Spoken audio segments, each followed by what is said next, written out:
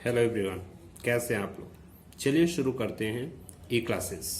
Students, आज chemistry का chapter number 2 और इस टॉपिक का नाम है is matter around us pure.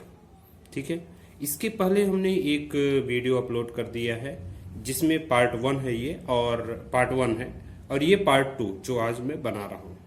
और पार्ट 1 में मैंने आपको मिक्सचर के बारे में बताया था कि होमोजीनस और हेट्रोजीनस मिक्सचर क्या है। इसके अलावा सॉल्यूशन बताया था कि सॉल्यूशन दो मेजर पार्ट से मिलकर बना होता है। एक होता है सॉल्वेंट और दूसरा होता है सोल्यूट। सोल्यूट की क्वांटिटी कम होती है और सॉल्वेंट की क्वांटिटी ज्यादा होती है। फॉर एग्जांपल वाटर के साथ शुगर, अगर हम एक सॉल्यूशन बनाएं, शरबत बनाएं, तो उसमें शुगर की क्वांटिटी कम होगी, वाटर की क्वांटिटी ज्यादा होगी, दोनों को हम मिला देंगे तो वो एक सॉल्यूशन बन जाएगा। वैसे तो हम शरबत कहते हैं, लेकिन वो एक सॉल्यूशन है साइंस की लैंग्वेज में। ठीक है, आज का जो मेरा टॉपिक होगा वो है व्हाट इज अ सस्पेंशन। तो सस्पेंशन क्या है इसके बारे में चलिए बुक में ही देखते हैं। So what is a suspension. Suspension के बारे में चलिए जानते हैं। Non homogeneous system like those obtained by group C activity 2.2, इसके पहले है in which solid are dispersed in liquid are called suspension. मतलब इसमें क्या होता है कि सॉल्यूशन के जैसा ही होगा, लेकिन इसमें जो सोल्यूट पार्टिकल होगा यानी कम वाला पार्टिकल होगा वो डिस्पर्स रहेगा, वो पूरी तरह से घुला मिला नहीं रहेगा। और जो पूरी तरह से घुला नहीं होता उसको हम नॉन होमोजीनस मिक्सचर भी बोलते हैं, तो वो डिस्पर्स्ड होता है। A suspension is a heterogeneous mixture in which the solute particle do not dissolve but remain suspended throughout, like bulk of the medium. Particle of a suspension are visible to the naked eyes. जैसा कि मैंने बताया कि इसमें जो particles होते हैं solute particle, वो लिक्विड में घुला नहीं होता और वो पूरे वाटर में मिक्स रहता है। मतलब हमें अपनी नेक्ड आई से, हमारी आंख से वो दिखाई देता है। ठीक है, प्रॉपर्टीज ऑफ सस्पेंशन। सस्पेंशन का प्रॉपर्टीज क्या है। Suspension is a heterogeneous mixture. जैसा कि मैंने मिक्सचर में बताया है कि हेट्रोजीनस मिक्सचर में जो सोल्यूट और सॉल्वेंट होते हैं वो पूरी तरह से घुले मिले नहीं होते, अलग अलग दिखाई देते हैं। अच्छा, ये इसका एक प्रॉपर्टीज हुआ। दूसरा properties, the particle of a suspension can be seen by naked eyes. जो सस्पेंशन का पार्टिकल होगा वो हमारी आंख से दिखाई देगा। यानी कि जैसे वाटर में अगर हम बालू को यानी सैंड को घोल दें तो कभी भी सैंड घुलेगा नहीं, हमारी आंख से दिखाई देता रहेगा। The particle of a suspension scattered a beam of light passing through and it and make its path visible. अगर उसमें हम बीम ऑफ लाइट यानी टार्च की तरह कोई चीज हम उसमें डालें तो उसमें एक रास्ता दिखेगा और सारा चीज स्कैटर्ड रहेगा। ठीक है, the solute particle settle down when a suspension is left undisturbed, that is a suspension is unstable, that can be scattered from the mixture by the process of filtration. When the particles settle down, the suspension breaks and it does not scatter like anymore. तो students, इसमें last का जो ये properties है वो सीधे सीधे ये कह रहा है कि सस्पेंशन एक, अगर हम इस सस्पेंशन को जिस वाटर में या किसी लिक्विड में कोई भी सॉलिड मटेरियल घुला हुआ है, तो अगर हम छोड़ दें अनडिस्टर्ब टाइप करके, मतलब उसको टच ना करें, तो थोड़ी ही देर में वो अनस्टेबल हो जाएगा। यानी उसका जो पार्टिकल होगा वो नीचे स्केटर्ड हो जाएगा, नीचे बैठ जाएगा। या फिर हम इसको फिल्ट्रेशन मेथड से अलग अलग भी कर सकते हैं। ठीक है, और इस तरह से सस्पेंशन ब्रेक हो जाएगा और वाटर और अगर सैंड मिक्स है तो सैंड अलग हो जाएगा, नीचे चला जाएगा और वाटर अलग ऊपर रहेगा। ठीक है स्टूडेंट्स, नेक्स्ट जो मेरा टॉपिक है, what is a colloidal solution. So colloidal solution क्या है। देखिए, इसके पहले हमने क्या पढ़ा। इसके पहले हमने पढ़ा सस्पेंशन। सस्पेंशन में ये पढ़ा कि जो दो पार्टिकल होते हैं, यानी एक सॉल्वेंट होगा जैसे वाटर हो सकता है, और सोल्यूट जो होगा सैंड टाइप का हो सकता है। तो सैंड और वाटर में बहुत ज्यादा डिफरेंट है, आप उसको डायरेक्टली देख सकते हैं जो भी चीजें उसमें मिला हुआ है। लेकिन जो कोलाइडल होता है, जिस तरह से मैंने आपको एक सॉल्यूशन बताया कि सॉल्यूशन में आप उस पार्टिकल को यानी उसके सोल्यूट पार्टिकल को देख नहीं सकते, उसी तरह से आप इसमें भी कंपेयरली ये छोटा होता है। देखिए क्या है, the particle of a colloid are uniformly spread throughout the solution.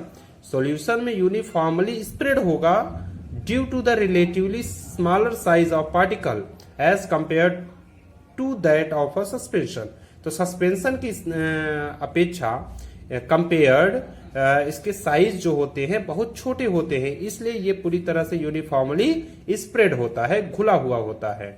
The mixture appear to be homogeneous, और इस मिक्सचर को हम होमोजीनस कहते हैं। But actually a colloidal solution is a heterogeneous mixture, for example milk.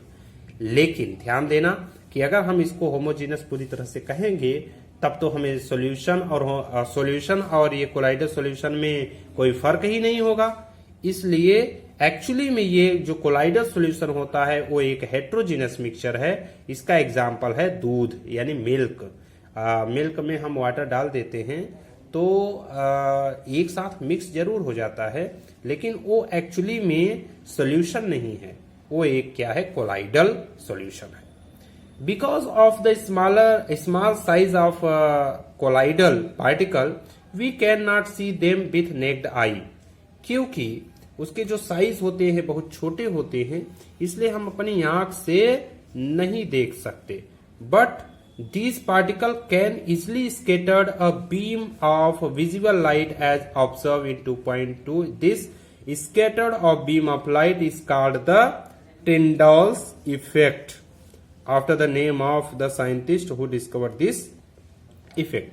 देखिए क्या होता है कि ऐसे में जब कोई चीजें दूसरे में मिक्स कर दिया गया, और ये जैसा कि हम कोलाइडल सॉल्यूशन के बारे में बात कर रहे हैं, तो जब हम इसमें एक टार्च, बाहर से टार्च की एक किसी कांच में अगर दूध रखा रहे, बाहर से टार्च अगर हम उसके बगल से जलाएं, उसमें जलाएं, तो उसमें एक हमें रास्ता दिखता है, एक पाथ दिखता है। और जो पाथ दिखता है उसे वो कहा जाता है scattered of a beam of light, जिसको टिंडल इफेक्ट कहा जाता है। एक्चुअली एक साइंटिस्ट थे जिन्होंने इस इफेक्ट को डिस्कवर किया, इसीलिए इनके नाम पे ही टिंडल इफेक्ट कहा जाता है। जैसे यहाँ पे देखिए ये मिल्क है, और अगर यहाँ से टार्च जलाया जाता है तो यहाँ पे एक रास्ता दिखता है, path of light becomes visible. तो जो रास्ता दिख रहा है, पाथ ऑफ लाइट दिख रहा है, उसी को हम कहते हैं टिंडल्स इफेक्ट।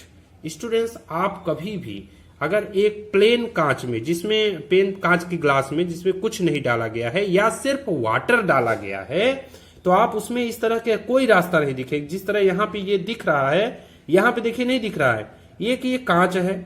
यहाँ पे देखिए लिखा है solution of copper sulphate does not show Tyndall effect, mixture of water and milk show Tyndall effect. मतलब कॉपर सॉल्यूशन जो है वो क्या होता है कि वो पूरी तरह से शुद्ध प्योर सॉल्यूशन होता है, जिसको हम एक्चुअली में होमोजीनस सॉल्यूशन कहते हैं। लेकिन जो दूध और पानी का यानी वाटर और मिल्क का सॉल्यूशन होता है उसको हम कोलाइडल सॉल्यूशन कहते हैं, क्योंकि बीम ऑफ लाइट इसमें देखिए नहीं दिख रही है, लेकिन यहां पे दिख रही है। ठीक है, तो यहां पे जब पाथ दिख रहा है, इसका रास्ता दिख रहा है, इसलिए हम इस इफेक्ट को टिंडल इफेक्ट, जो कि साइंटिस्ट थे दिए थे नाम, उन्हीं के नाम पे दिया गया है। Tyndall effect can also be observe when a fine beam of light enters a room through a small hole. This happens due to the scattered of light by the particle of dust and smoke in air. देखिए, अगर हम अपने घर में, कोई ऐसे घर में जहां पे दिन के समय अंदर तो हैं, बैठे हैं, लेकिन वहां पे एक्चुअली क्या होता है कि कोई पोर होगा, घर के अंदर छेद होगा, तो वहां से ऊपर सन की जो लाइट होती है वो जब इस पोर से आएगी, तो यहां हम अगर घर के अंदर हैं तो हमें वो लाइट दिखती है। और जो लाइट दिख रही है वो एक्चुअली लाइट नहीं दिख रही है, वहां उस लाइट के साथ उस एरिया में बहुत सारे पार्टिकल्स बिखरे हुए रहते हैं। उस पार्टिकल के वजह से हमें लाइट दिखती है। और ये एक एग्जाम्पल आपके टिंडाल इफेक्ट या फिर कोलाइडल सॉल्यूशन का ही है। स्टूडेंट्स, टिंडाल इफेक्ट या कोलाइडल सॉल्यूशन का बहुत सारा एग्जाम्पल अपनी एवरीडे लाइफ में दिखाई देता है, दिखता है, समझ में आता है।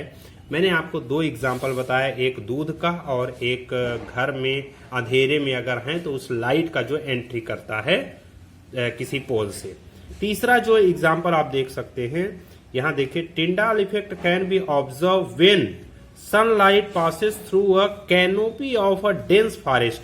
कोई घना फॉरेस्ट है, जंगल है, जहां पे हम देख सकते हैं कि वो ऊपर से जब लाइट आती है, ये देखिए ऊपर से लाइट आ रही है, क्योंकि ये घना एरिया होता है, बहुत ही सघन होता है, यानी डेंस होता है, इसलिए वहां के पत्तियों के बीच बीच से ये लाइट एंट्री करता है और अंदर एकदम अंधेरा रहता है, अंधेरापन रहता है। इसलिए डार्क में हमें उस लाइट की जो लाइट दिख रही है उसको भी हम क्या कहते हैं, Tyndall effect. In the forest mist contain tiny droplets of water which act as particle of the collider dispersed in air। तो एयर में जो कोलाइड्स या छोटे छोटे पार्टिकल्स डिस्पर्स्ड होते हैं, जो कि हमारे आंख से नहीं दिखते लेकिन लाइट आने पर दिखाई देते हैं, ये इसका कोलाइडल इफेक्ट का सबसे अच्छा एग्जाम्पल है। Properties of collide. कोलाइड के कुछ प्रॉपर्टीज होंगे, जैसा कि मैंने सॉल्यूशन में और सस्पेंशन में प्रॉपर्टीज बताया, वही प्रॉपर्टीज यहाँ पे भी इनकी प्रॉपर्टीज होती हैं। चलिए पहला जानते हैं। अ colloid is a heterogeneous mixture. Scientifically ये कोलाइड जो है हेट्रोजीनस मिक्सचर है। हम दूध को देख नहीं सकते अपनी आंख से, लेकिन वो भी एक हेट्रोजीनस मिक्सचर है। उसी तरह से ये कोलाइड भी एक हेट्रोजीनस मिक्सचर है। The size of a particle of a colloid is too small to be individually seen by naked eyes।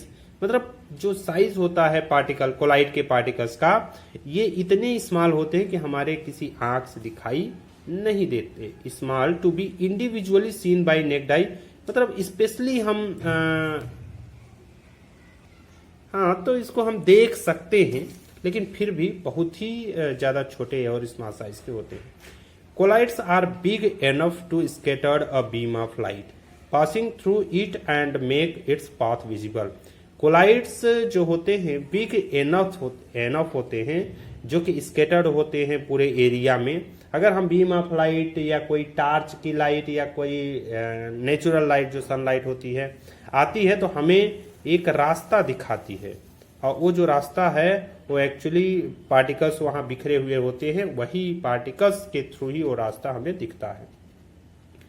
They do not settle down when left undisturbed, that is a colloid is quite stable. तो एक last का जो सबसे ज्यादा important है कि ये कभी भी नीचे, यानी किसी अगर बर्तन में आप रख दे अनडिस्टर्ब, तो कभी भी वो सेटल नीचे नहीं होंगे। यानी दूध और पानी में से दूध या पानी कभी नीचे सेटल नहीं होगा, दोनों मिक्स होंगे। ये एक क्वाइट स्टेबल है, यानी स्टेबिलिटी का ये एक अच्छा सा एग्जाम्पल है। इसके अलावा लास्ट में जो है वो है they can not be separated from the mixture by the process of filtration.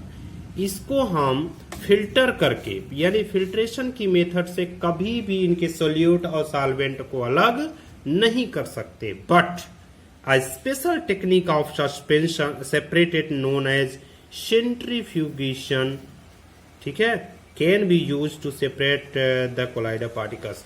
तो कोलाइडर पार्टिकल्स को हम एक अलग तरह के सेपरेशन मेथड से निकाल सकते हैं, हटा सकते हैं, यानी दोनों पार्टिकल्स को हटा सकते हैं। उस पार्टिकल्स का नाम है, उस मेथड का नाम है सेंट्रीफ्यूगेशन। ठीक है स्टूडेंट्स, अब आगे the component of a colloidal solution are is dispersed phase and the dispersion medium. यानी जो कंपोनेंट होते हैं कोलाइडर सॉल्यूशन के, वो डिस्पर्स होते हैं और पूरे मीडियम में, यानी बिखरे हुए होते हैं। The solute like component or the dispersed particle in a colloid form the dispersed phase, and the component in which the dispersed phase is suspended is known as the dispersing medium. Colloid are classified according to the state solid, liquid, gas of the dispersing medium and the dispersed phase. A few common examples are given table 2.1. From this table you can see that they are very common everyday life. देखो क्या होता है, जैसे यहाँ ये क्या कहते हैं जंगल है, फॉरेस्ट है, तो यहाँ पे ये लाइट आ जाता है। फॉरेस्ट के अंदर बहुत सारे छोटे छोटे पार्टिकल्स बिखरे हुए होते हैं एयर में, तो जिसमें बिखरे हुए होते हैं लाइट आ जाती है, तो सब मिला करके एक मीडियम बनाते हैं जिसको हम डिस्पर्स्ड मीडियम कहते हैं, और जो पार्टिकल्स बिखरे हुए होते हैं डिस्पर्स्ड पार्टिकल कहे जाते हैं। देखिए इनको हम ब्रॉडली इनके मीडियम के इनके स्टेट के अकॉर्डिंग सॉलिड, लिक्विड और गैस तीन तरह से डिवाइड कर सकते हैं। तो चलिए कुछ एवरीडे लाइफ में हमारे कोलाइड हैं जो हम यूज करते हैं, तो उनके कुछ हम एग्जांपल्स देख लेते हैं।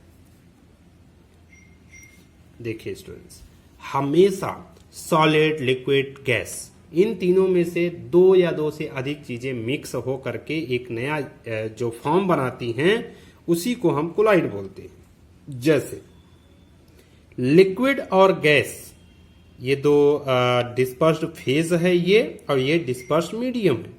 यानी लिक्विड जो है वो गैस के साथ मिक्स होकर के क्या बना रहा है, एरोसॉल। और जो एरोसॉल है उसका जो एग्जाम्पल है वो आप जानते हो फॉग, क्लाउड और मिस्ट होते हैं। ठीक है, तो जो क्लाउड सबसे एग्जाम्पल अच्छा है, बादल। तो बादल क्या होता है, एयर जो लिक्विड है यानी वाटर वो आगे आकर के गैस में मिक्स हो जाता है और एरोसॉल बनाता है, सबसे अच्छा एग्जाम्पल। दूसरा फेज क्या है, सॉलिड और गैस। तो अगर यहाँ लिक्विड गैस के साथ मिल रहा है, यहाँ सॉलिड गैस के साथ मिल रहा है। सॉलिड और गैस जब मिलते हैं तो एरोसॉल यहाँ भी बनता है, और इसमें सबसे अच्छा एग्जाम्पल जो है वो है स्मोक, ऑटोमोबाइल्स, एक्सहॉस्ट। ऑटोमोबाइल का जो एक्सहॉस्ट निकलता है यानी धुआं, और जो घर में लकड़ी वकड़ी जलाने से धुआं निकलता है, ये सब क्या है, यानी आपको पता है सॉलिड यानी लकड़ी। ठीक है, लकड़ी को अगर हम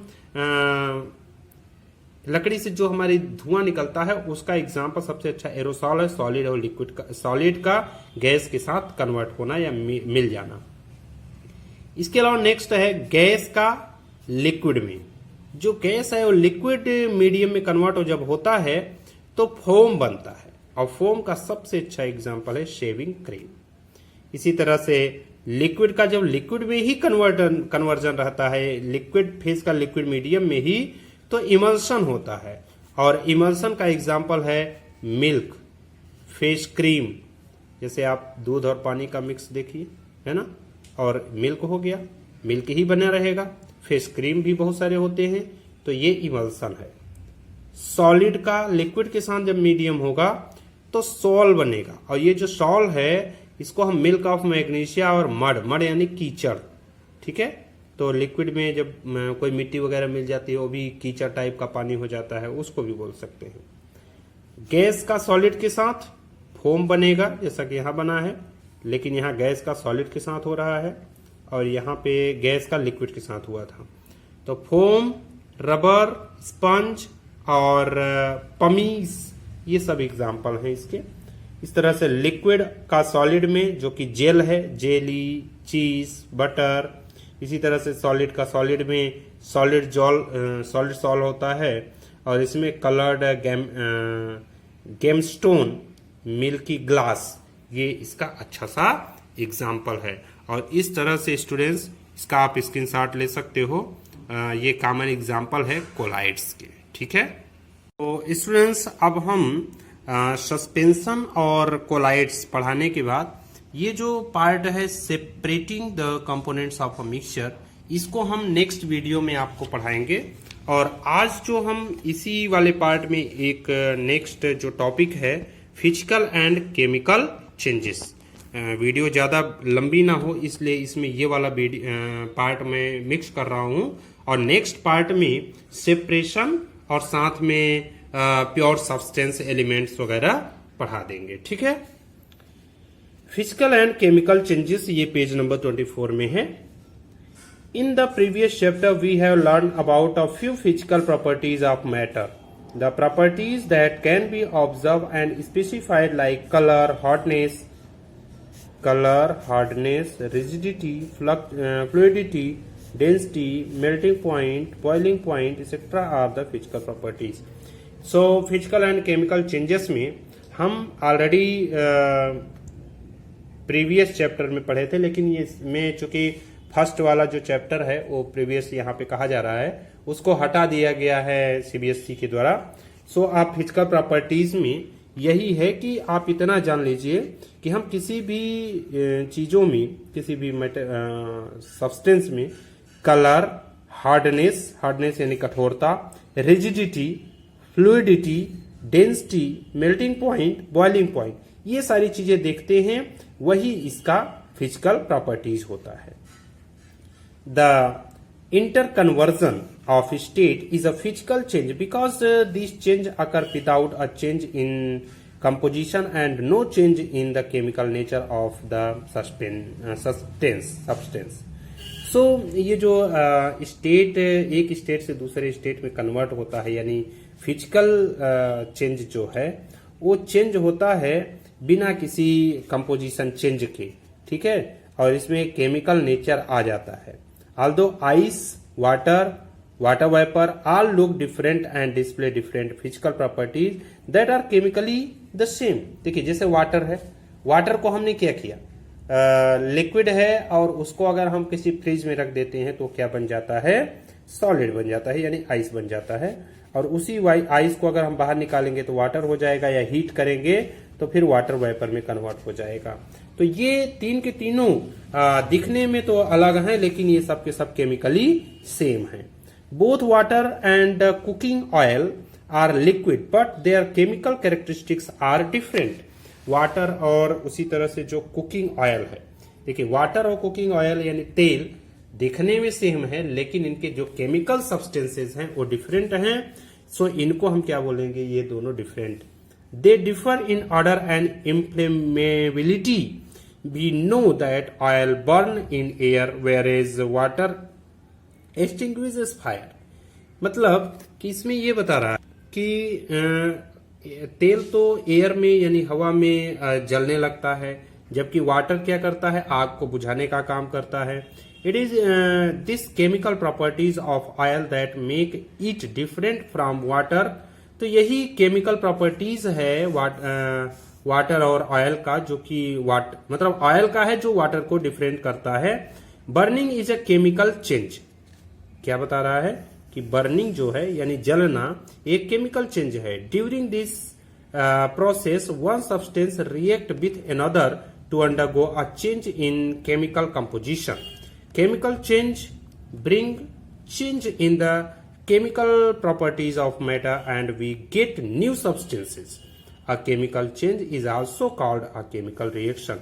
So chemical change एक जिसको हम chemical reaction भी कहते हैं, ये chemical composition के साथ जलता है। During burning of a candle, both physical and chemical changes। जब कोई कैंडल जलती है तो यहाँ साथ में फिजिकल और केमिकल दोनों होते हैं। Can you distinguish this? क्या इन दोनों के बारे में बता सकते हो?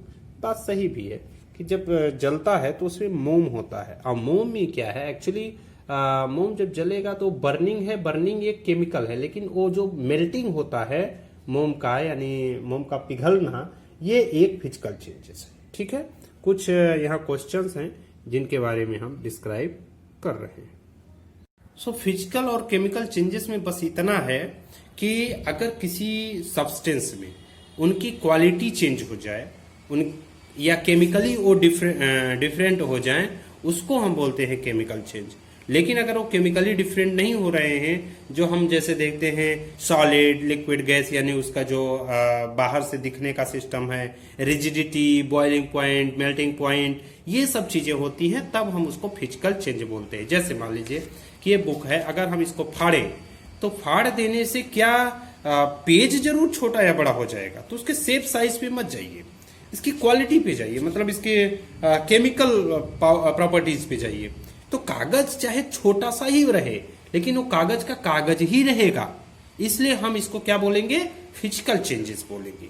ठीक है, इसी तरह से कुछ एग्जांपल्स हैं, जैसे कटिंग ऑफ ट्री। ट्री एक पौधा है, उसको हम काट देंगे तो क्या होगा, एक्चुअली वो एक लकड़ी होती है, और लकड़ी को काटने से क्या होगा, उसको आप खुद ही आप देखिए। और या फिर एक पौधे को या पेड़ को काटने से क्या होगा, melting of butter in a pan. एक तवा में बटर को यानी मक्खन को अगर हम मेल्ट करें, पिघलाएं, तो क्या होगा, उसकी क्वालिटी में चेंजेस आएगी कि नहीं आएगी, ये भी आपको देखना है। जैसे रस्टिंग ऑफ अलमीरा, लोहा है, लोहे में अगर जंग लग जाती है तो क्या लोहा फिर से लोहे की जैसा बन जाएगा, नो, कभी नहीं। इसलिए ये केमिकल चेंज है। ठीक है, तो कागज वगैरह का फटना ये केमिकल चेंज नहीं, ये एक फिजिकल चेंज है। इसी तरह जैसे भोजन का पकना या ग्रोइंग ऑफ एनिमल्स, तो एनिमल्स का ग्रो होना, क्या एक एनिमल जब एडल्ट हो जाता है तो छोटा बच्चा हो सकता है, कभी नहीं। सो छोटा बच्चा नहीं हो सकता, इसका मतलब ये केमिकल चेंजेस है, उसकी बॉडी में भी केमिकल चेंजेस हुआ है। लेकिन अगर हम कहें कि इस पेज को 4-5 पेज फाड़ करके एक दूसरे में हम गोंद से चिपका दें, ठीक है, पेस्ट कर दें, तो क्या बोला गया, क्या बोलेंगे, फिजिकल चेंज, क्योंकि कागज ही है ये कागज से डिफरेंट नहीं है, इसको हम कागज ही कहेंगे, कितना भी शेप साइज बड़ा हो जाए या छोटा हो जाए। ओके स्टूडेंट्स, सो हम नेक्स्ट वीडियो यानी पार्ट 3 में आपको एलिमेंट्स के बारे में बताएंगे और सेपरेशन मेथड्स कुछ बताएंगे। और इसमें आज इतना ही, वीडियो थोड़ी लंबी हो रही है। सो हमारे वीडियोस को लाइक करिए, सब्सक्राइब करिए और शेयर अपने फ्रेंड्स के साथ जरूर करिएगा, जिससे उन्हें भी बहुत सारी चीज़ों के बारे में नॉलेज मिले। इसके अलावा आप हमारे वीडियो को बेल आइकॉन जरूर, जो नोटिफिकेशन वाला बेल आइकॉन होता है उसको आप कर दीजिएगा ऑन, जिससे क्या होगा, आपको हमारे सारे वीडियोस के नोटिफिकेशन मिलते रहेंगे और आप नॉलेज गेन करते रहेंगे। Thanks for watching.